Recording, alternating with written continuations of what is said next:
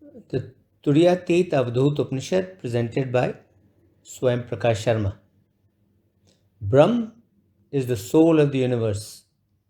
We begin the Upanishad with an invocation that extols Brahm. Om, that Brahm is whole and complete in all respects. This world is also whole and complete in all respects. This whole and complete world has emerged from that very Brahm. And even though this whole and complete world has emerged from Brahm, that Brahm is not affected in any way. That Brahm is not diminished in any way. And it remains as before, undiminished, whole, and complete in all respects. Om Shanti Shanti Shanti Om. The Turiya Ateeta Avadhoot Upanishad is part of the Shukla Yajur Veda. It describes the Turiya Ateeta Avadhoot Sanyasi, who is the highest class of sannyasis and who has transcended even the fourth stage of Turiya or super consciousness. In the Muktika list of 108 Upanishads to be studied for salvation, this Upanishad figures at serial number 64 of that list. Source material for this upload has been taken from the English translation of the Upanishad by Professor A Ramanathan as published by the Theosophical Publishing House, Chennai. The Upanishad. The grandfather of all people, the god Brahma, respectfully approached his father, Adi Narayan, who is Lord Vishnu, with this request. He said, Lord, please tell me the path that is followed by the Avadhoot Sanyasis after they have crossed over the fourth stage of Turiya, after they have gone beyond the fourth stage of Turiya, the Turiya Ateet stage, and after they have crossed this stage of Turiya Ateet, then what is their standing? This is what Adi Narayan, Lord Vishnu, told Brahma. Brahma, the wise sages consider the person who remains on the path of the Avadhoot to be very rare in the world. And such Avadhoot Sanyasi sages are not very many in the world. They are indeed the rarest of the rare. If a person becomes an Avadhoot, then he is always pure and dispassionate. In fact, he is the embodiment of purity and dispassion. He is indeed the visible form of wisdom. He is a Ved Purush. That is, he is a personification of the Vedas. He is the living form of the Vedas. Truly, he is a great man, as his mind always abides in me. In fact, I also always abide in him. Before he reaches the stage of an Avadhoot, the sannyasi passes through all the lower stages of sannyasis. He starts out by being a Kutichak sannyasi, who is a hut-dwelling sannyasi. From here, he rises to the stage of a Baudak sannyasi, who is a mendicant monk, who is a wandering monk. From the stage of a mendicant wandering monk, he becomes a Hansa sannyasi. And from the stage of a Hansa sannyasi, he becomes the highest kind of sannyasi. He becomes the Paramhansa sannyasi. In this stage of Paramhansa sannyasi, by the process of introspection and meditation, he comes to the realization that the entire world is not different from his own self. He comes to the realization that the entire world is non-different from his own Atma. He realizes that the entire world and his own Atma are but one. They are one and the same. Thus, with this realization, he renounces all his personal possessions. He renounces his emblematic staff. He renounces his water pot. He renounces his waistband. He renounces the loin cloth that covers his private parts. He renounces all these in a reservoir of water. He also renounces all the ritualistic duties that were enjoined on him in a previous stage of life. He then becomes unclad, which literally means he literally has only space, the directions of space as his clothes. He does not even accept wearing a discolored, worn out bark garment or even a deerskin.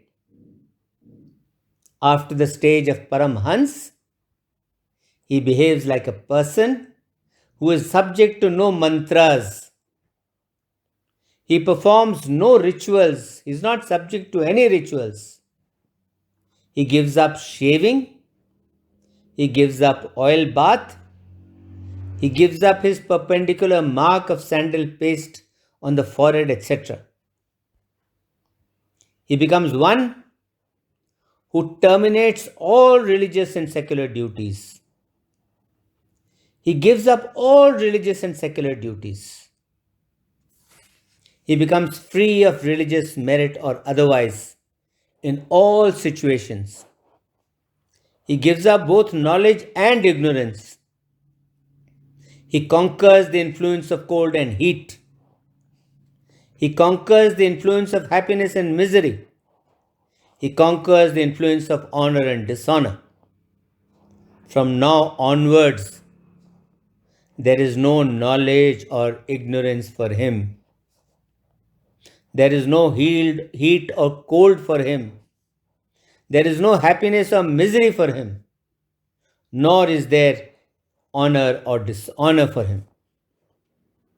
He burns up in advance with his latent powers all the emotions and the passions of his body, such as censure, praise, pride, rivalry, ostentation, haughtiness, desire, hatred, love, anger, covetousness, delusion, gloating joyfully, intolerance, envy, clinging to life, and the like.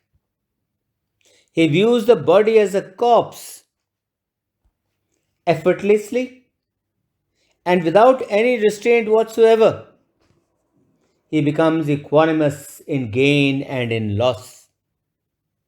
He sustains his life like a cow whose food is placed in the mouth. He is satisfied with the food that comes to him without ardently longing for it. He reduces to ashes the host of learning and scholarship that he has acquired. He is guarded in his conduct. He does not show off his noble way of life. He disowns the superiority or the inferiority of anyone. To him, there is no one who is high or superior, and there is no one who is low or inferior. All are equal to him. He is firmly established in the non duality of the self. He is firmly established in the non duality of the Atma, which is the highest principle of all and which contains all within itself. He cherishes this conclusion: there is nothing that is distinct or different from me.